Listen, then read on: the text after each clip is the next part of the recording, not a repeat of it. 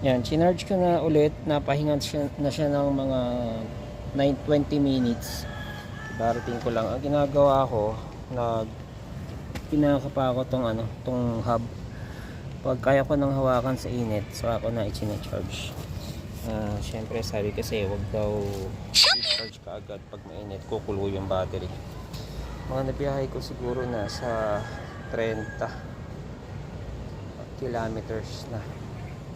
So sobrang lobat niya na. Ito indicator ko sa fast charger nga pala to. Mamaya bibiyahe kami ng mga 12.